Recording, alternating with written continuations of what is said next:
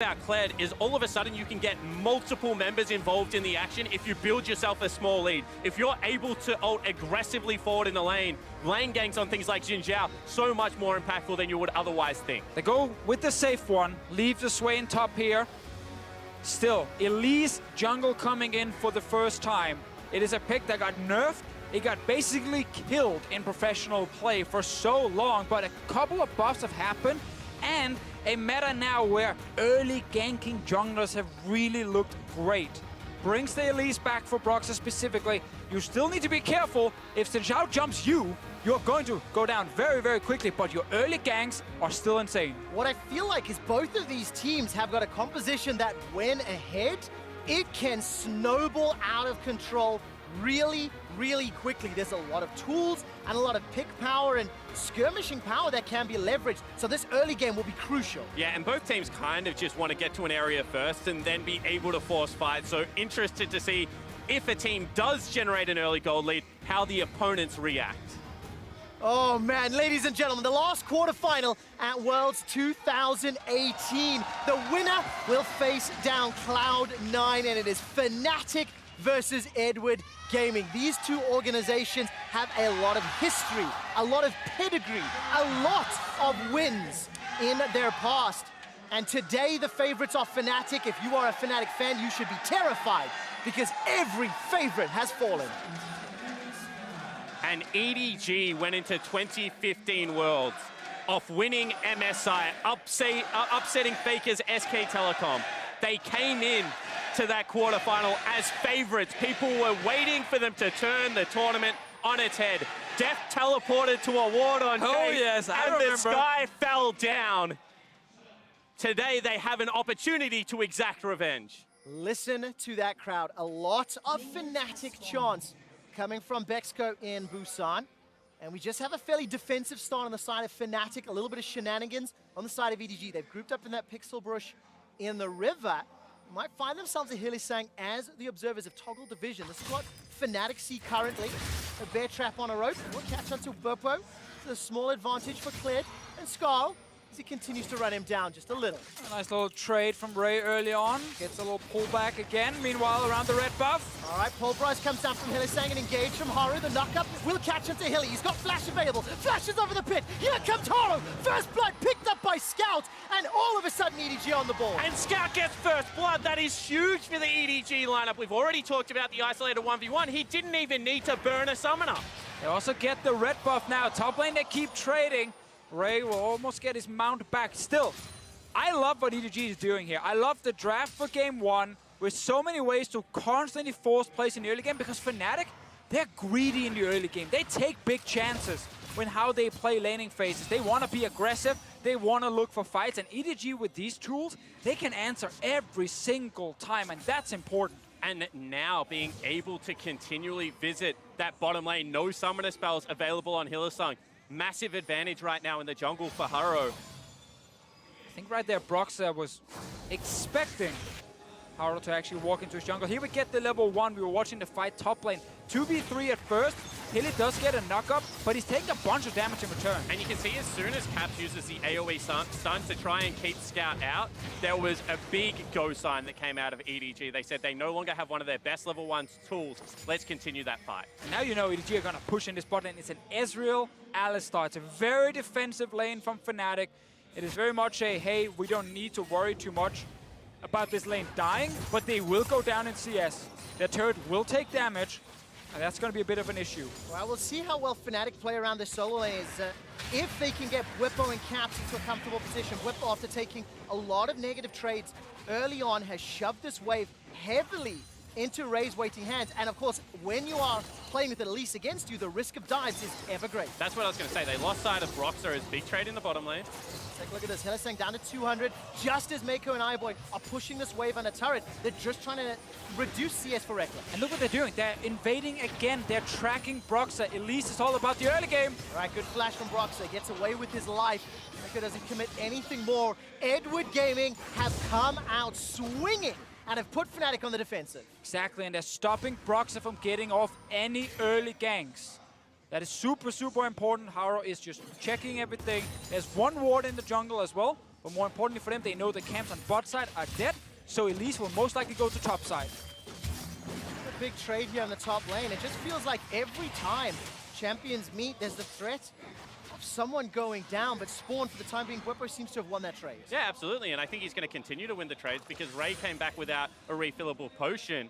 And he's going up against Corrupting Pot as well as Dark Seal. Now, Broxah also coming through the lane. We mentioned Elise's potent early game could look for his first gank. Yeah, but also, EDG knows the camps on bot side are dead, so they should communicate, hey, Ray, there's a chance he's top, and that's why he put this ward in the brush, knowing Elise could try and sneak her way in there. So right now, EDG should have enough information to guess where Broxah could be. Oh, I'm holding my breath. Cocoon is one of my favorite spell names in the game to yell. And I'm waiting for Broxah to fire it out. He's in human form for now. Pushing towards Whippo, so you need to make sure that Ray has to overextend. There we go, now only 3 casters left. There is a lot of minions that need to get cleared out here if the fight were to break out as tension continues to build top. Hylissang will find himself a small stunner to Mako. Tower helping out Rekkles as the Mystic shots are continuing to be fired. Oh. While that's going on, Rekkles is turned around. He's forced to run for his life. He's sitting on flash teleport, not heal, so he cannot extend the trade. Yeah, and they just force him out of lane. Now going to have to teleport back. I like the fact in the top lane that Whippo actually threw out his E. They were trying to bait Ray in, saying we don't have CC left available. There's no spider up here in this brush. You can see already teleport being used bottom lane. Here we go, another invade. The game plan is clear. Scout is not in the mid lane yet, so it's a bit risky from Haro if he does find Broxah.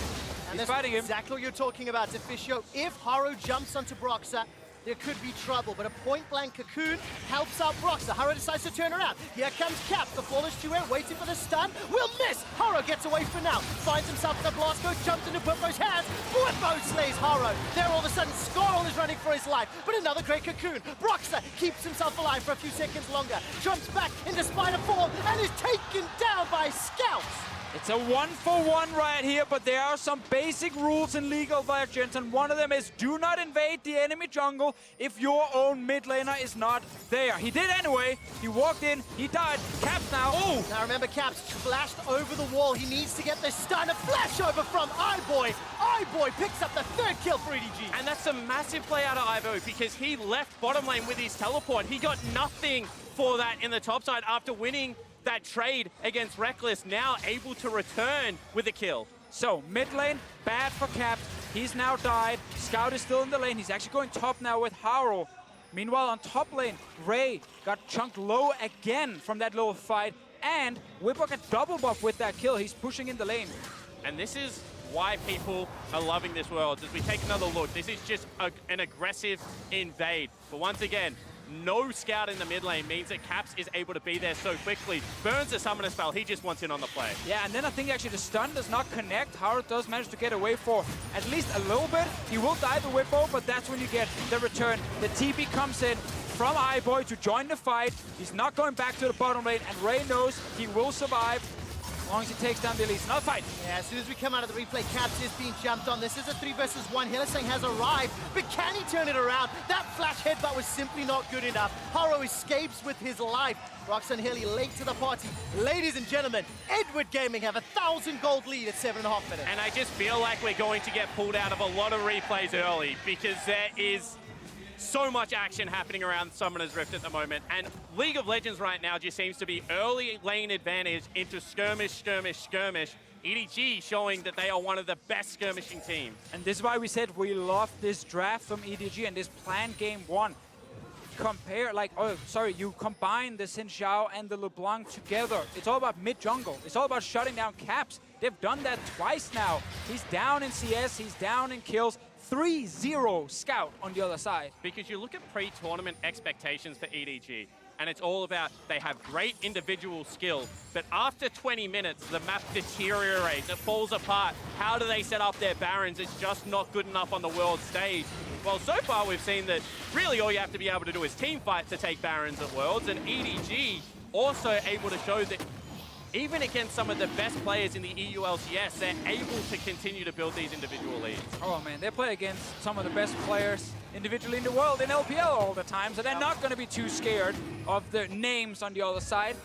Rekkles will try and steal the Drake here. Ooh, actually, we're trying to get a kill. Very, very low. This actually might help out. Smite will keep Haro alive. Caps, no flash, and decided not to take that blast cone. While that's going on, gentlemen, Ray will get jumped in here by Whippo and Broxer, but there will be no further follow-up, and this is good, just zoning. 63 CS to 48 in the top lane. Yeah, now Hara can go bot lane because Broxer showed himself top. This Elise pick has not been successful yet. He's not been able to execute any ganks. Meanwhile, bot lane, as we just highlighted, Hara can move down. They can secure this turret. Scout is here too. Fnatic are going to fall very far behind. And crucially, Hylissang has spent majority of this game without a summoner spell. So they can't even go for a risky defend. They have teleport available on their top laner. Maybe if Alistar had some playmaking abilities, they would be able to sit there, but they don't. So in the end, EDG win the race for the first turret, and Ray even gets to defend top side. Yeah, and now remember, with the Rakan on the side of EDG, they always have the option to force a fight. With the goal lead, there's no point in slowing down. If you're EDG, look for that pick.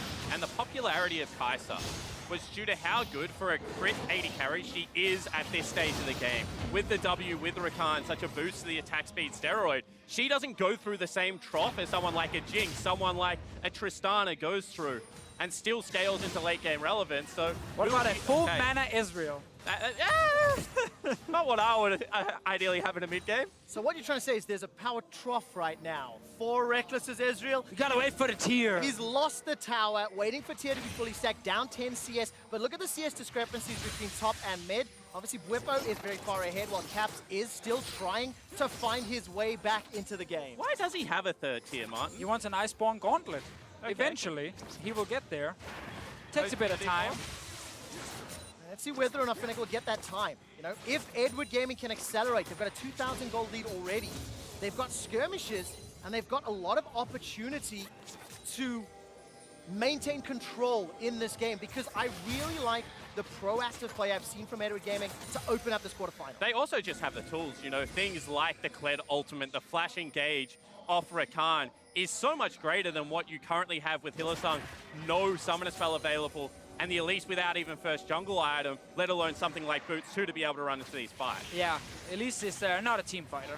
She never really exceeded in team fights, and will definitely not be the case here either. If you can find picks, however, she is going to be great. You get a little root onto Mako, a tiny bit of damage. Now Fnatic needs to be careful, because this is where the engage is insane. All right, Mako tries to turn this one around as Eyeboy throws out the feathers and recalls them. Oh, is just blown up by Scout, who is on a rampage. Now Caps is in trouble. He's being run down by Haro as the Vanguard's edge does absolutely nothing. We tried to warn them. Scout is not done. Well, he jumps back for now. We'll get the Rift Health. We just said it. Fnatic, there's too much engage on the ENG side for you to just step into that river. They're going to jump you. And their setup just was not good enough. They were all coming over the wall. They had to funnel through choke points, and they underestimated how aggressive members on EDG would be. I saw this exact game yesterday in IG versus KT, game 1. IG also had the Rakan pick on their side. They walked to a Rift Health with an advantage. KT moved in to try and stop them, just like Fnatic did here. And instantly, Rakan pulls the trigger. Bunch of kills over for EDG. They have a massive lead in this game. And the only player on Fnatic's side with a lead is the Swain. And it's just this choke point. And you see Rookie over the wall in one moment is going to just burn everything to get him. Flash, double distort onto Whippo, who is so much of the team fight carry potential right now.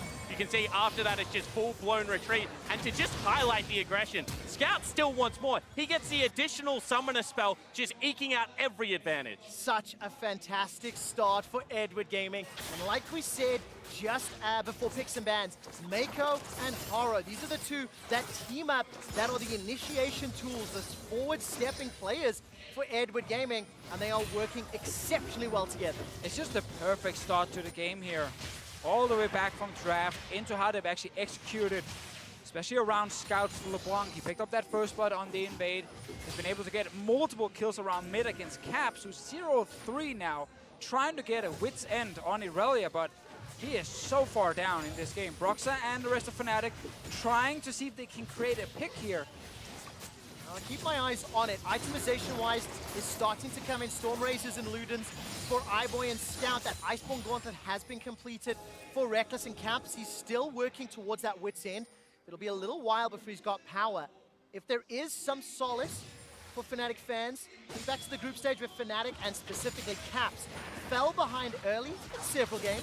But in the mid-game, they were able to find the opportunities back into the match, and that's what we need to see if Fnatic can do. At the same time, if you're EDG, you have an assassin that is 4-0-1 with 7 stacks on a Dark Seal versus a 0 MR team, apart from the Aurelia, who does not have flash and cannot side lane against you at the moment. So backs against the wall on the map right now. Yeah, and I also gotta say, I don't feel like Fnatic have that many tools to get back in the game. Like, they have an early game only jungler, they have an AD carry who now wants to just try and get to 2 items, get a fully stacked tier, but even at that point, is not gonna be that much stronger than iBoy on the other side. And then already on 3 items, iBoy is way stronger on the Xayah. To me, EDG have all the tools to just continue snowballing, and it's really only up to them and their potential mistakes if Fnatic are going to get back in the game. And historically, this is a team that has made mid-game look difficult if they're not playing with a lead. However, mid-game with a lead is very easy. You push 3 lanes, you collapse on objective. So EDG right now potentially looking for Reckless. I mean, we're either waiting for Scout to pop over the wall and one-shot someone, or for Mako to flash engage and kill someone. All right, flash over the wall, or rather distort over the wall. Scout continues to look for Reckless. The chains will find him. Mako will set it up, and iBoy will bring it home. Without summoner spells, you're just juking yourself to death at that point. What can Reckless do? Absolutely nothing right here. EDG, full control. Will even keep the top lane turret alive? Barely. Tiamat, no! Lost it. Will He tried. lose the tower, but I don't think it matters. It's a 6,000 gold lead in favor of Edward Gaming.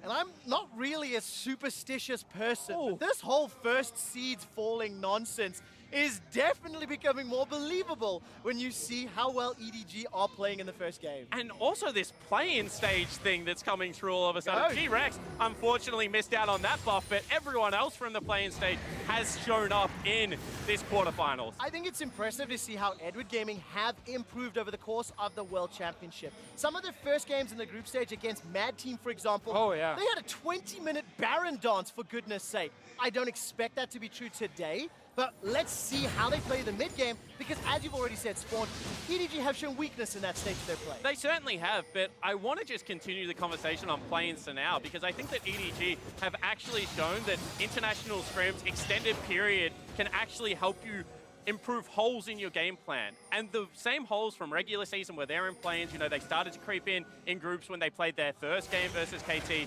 but then when they started, actually they pop over the wall, that's dangerous. Not going to be in trouble just yet. Fnatic were hiding in the bush, trying to set up some sort of, you know, pick opportunity. Wasn't going to work out as the Rift Herald. It's walked from base all the way down to charge the turret. It has been ushered in. It gets the charge and the boot for the bottom inner turret. Whippo is pushed away by Scout.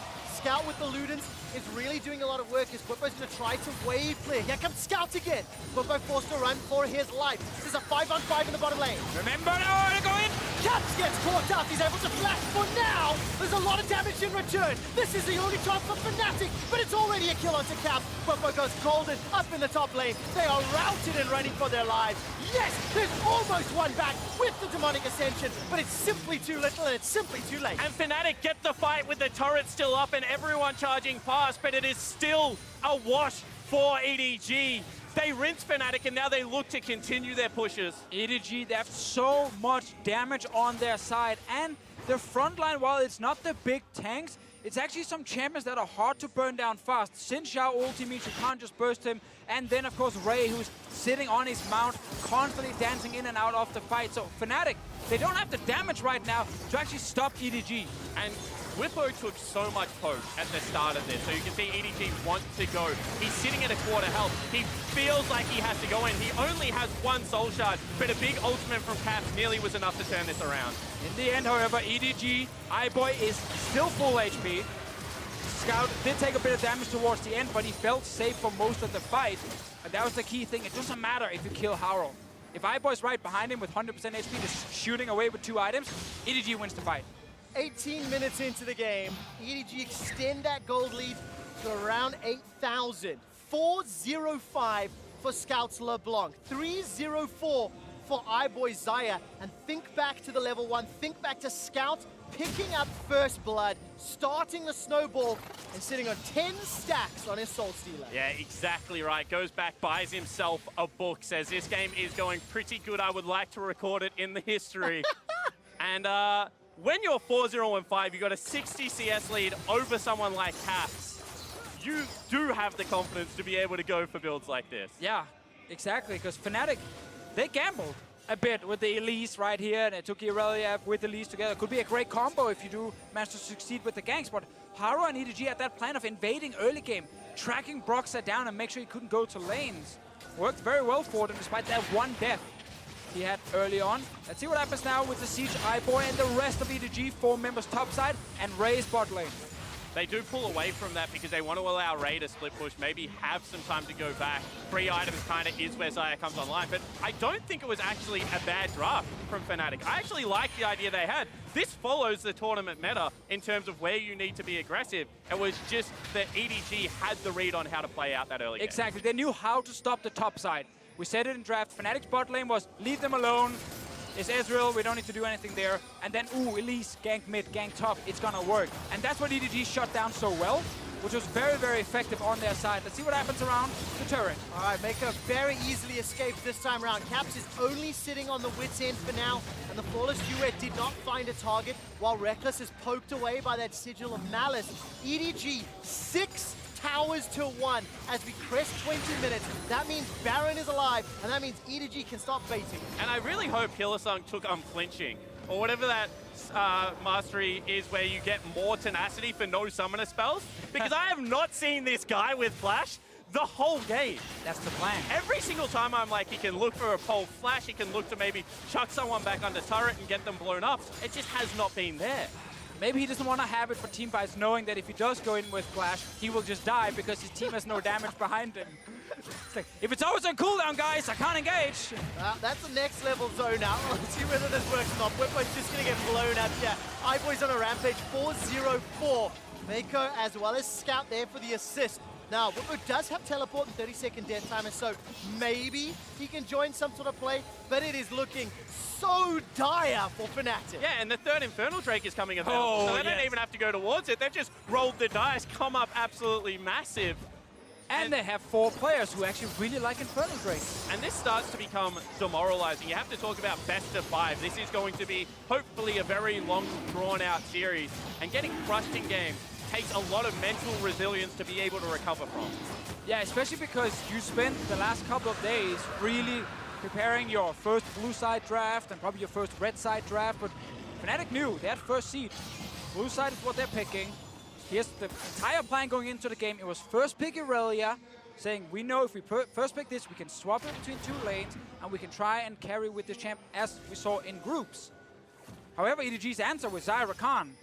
And the Sivir ban meant that Reckless went for the Ezreal and didn't have any pressure bot side. And this Zyra Khan combination has been huge for EDG. And I also think if you step back just from the preparation for the series alone, Deficio, watching every other #1 seed fall, watching KT Rolster, then RNG, Falter, regional representation, then the #1 group stage from Africa, they faltered as well. You have to factor in the weight and the pressure that is on Fnatic's shoulders after what is an obliterating defeat soon to be in game 1. Because Fnatic has it on both sides. All of a sudden, they are the tournament favorite. They were the Western Hope, actually, picked maybe here. Let's take a look. Scout can escape with his life for now. Remember, not enough damage. Deficio said it a bunch already. The Scout will escape with his life. I mean, they can definitely kill the LeBlanc if they have enough time. Ideally in a fight, however, for Scout, he does not get CC'd like right here. In the end, EDG, triple Infernal, they have everything. Yeah, absolutely. But Fnatic came into this game now as world's favorite, arguably. They have seen teams that they had beaten in the EULCS succeed, have a great run. Now all of a sudden there is the double pressure onto them, as well as EDG just saying, we're playing with nothing to lose. Well, there's 2 big questions I have now. #1, how do EDG play the next 5 to 10 minutes? I want to see their mid game. I want to see some growth in their Baron decision making. For now, Ray is jumping onto Bwipo, and the fight will end for the moment. I think at this point, you don't even need the big Baron dance. You can actually just look for an engage with Mako's Flash. Because you have so many ways to follow up then if Ray's with the team or just Haro flashing in as well. Scout can go over walls. Like, it's good you have Baron vision, But the moment you see someone from Fnatic nearby, just jump them. Get that kill. Maybe you get 2. Then you can take a Baron and finish the game. At the same time, I think that they also can just wait. Infinity Edge plus Death Cap are going to be the next 2 items for their carries with triple Infernal Drake. Why would you risk a play at 23 minutes when it becomes so much easier to execute, you know, at the 26, 27-minute mark? Yeah, let's see what decision they go for. Double need to see Large Rod sitting with Scout. The F sword for iBoy. A couple of minutes before they complete that, as you mentioned. And of course for Fnatic, big questions. How do they bounce back? What's their mental fortitude and resilience? For anybody that watched the summer final, Fnatic got smashed by Schalke in game 1.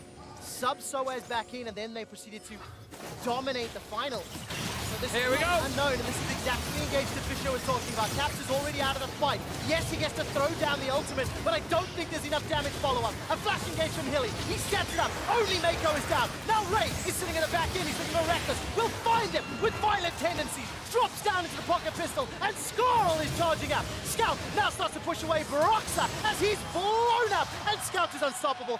5-0-8. Whitmo's the last to fall. Fnatic are ace. And once again, EDG, they know, get the fight. You're so much stronger right now. You're going to win it. Fnatic tried their best to fight back, but it's just not enough. That's always the greatest thing when you're this far ahead. It feels like every call you make is the correct one because you can always kill the enemy team. And that time we saw there was a counterpunch, but the gold lead, the Infernal Drakes, everything that stacked up was just too much to overcome. It actually looked okay for Fnatic, but EDG just able to push through.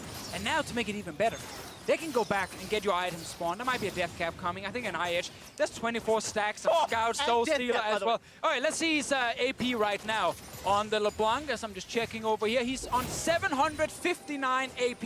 Well, let's find out how we got that here in your Ace of Predator replay. And I think that this is good because they do stop the initiation coming in. It is a tanky Alistar that is taking the brunt of this damage. He flashes forward, he gets the good re-engage, but gold in this game buys you items, it buys you stats, and unfortunately they just don't have enough of them.